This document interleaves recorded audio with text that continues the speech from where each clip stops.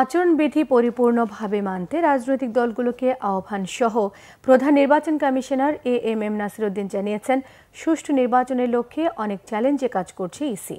সবচেয়ে বড় challenge social media এবং এআই এর অপব্যবহার রোধ। রাজনৈতিক দলগুলোর সঙ্গে সংলাপের দ্বিতীয় দিনে এসব কথা বলেছেন তিনি। এদিকে নির্বাচনের পেশি শক্তির বিরুদ্ধে কমিশনকে কঠোর হতে বলেছেন বিভিন্ন দলের প্রতিনিধিরা। গণভোট যেন কোনোভাবে হাস্যকর না হয় সে বিষয়ে নজর রাখার আহ্বান জানিয়েছেন কয়েকজন নেতা।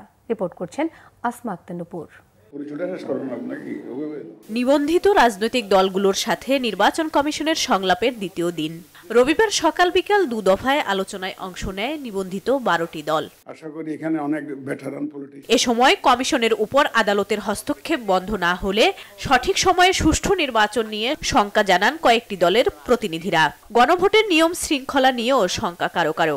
গণভোট নিয়ে অনেক কথাবার্তা আছে, কিভাবে হবে, এটাকে আরো কিভাবে গ্রহণযোগ্য করা যায়। 4টা সাংবিধানিক সংস্কারের বিষয় আছে, এটাকে একটা আপনি প্যাকেজ করা ফেলা হচ্ছে সরকার। আপনাদের নিশ্চয় সরকারের সাথে আলোচনা হবে। এই ধরনের প্যাকেজে যদি নির্বাচন হয়, হানা ভোট হয়, আমি বলি এটা অকার্যকর হয়ে যাবে। বর্তমান সরকার দেশটাকে একেবারেই বিভক্ত করে ফেলেছে। নিবন্ধিত দল এখন 40-50টা। ওনারা আলোচনা করেন 2-3টা দলের সঙ্গে বসেই আলোচনা করেন। যদি তা করেন তাহলে সেটা যেমন নিরপেক্ষ হচ্ছে না, সার্বিকও হচ্ছে না। নির্বাচন কমিশন অতীতের ভুল শুধরে নিতে কাজ করছে বলে জানান কমিশনাররা। রাজনৈতিক দলগুলোকে তাগিদ দেন পারস্পরিক সম্মানের। যত ভালো সহযোগিতা তত ভালো আমাদের এই নির্বাচন। আমাদেরকে কিভাবে আপনারা সহযোগিতা করবেন সেটা আমরা নির্বাচন আচরণ বিধিমালায় উল্লেখ করেছি।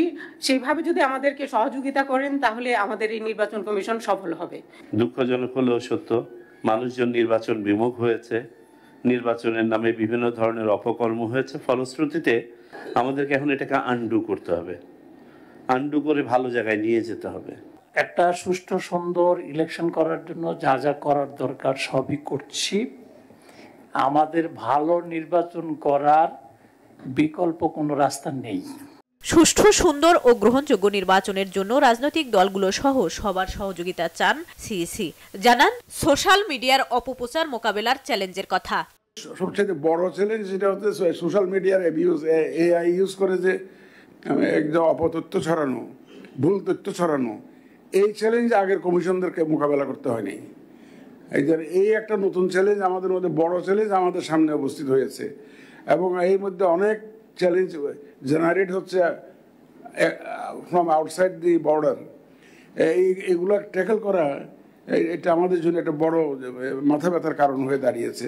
সংলাপ শুরুর আগে ফ্যাসিবাদের দোসর প্রশ্নে ইসলামী ঐক্যজোটের দুপক্ষের বাকবিতণ্ডা হয়। ইসির মধ্যস্থতায় একটি পক্ষকে বের করে দেয়া হয়। আসমা আক্তার নূপুর, বাংলা ভিশন, ঢাকা।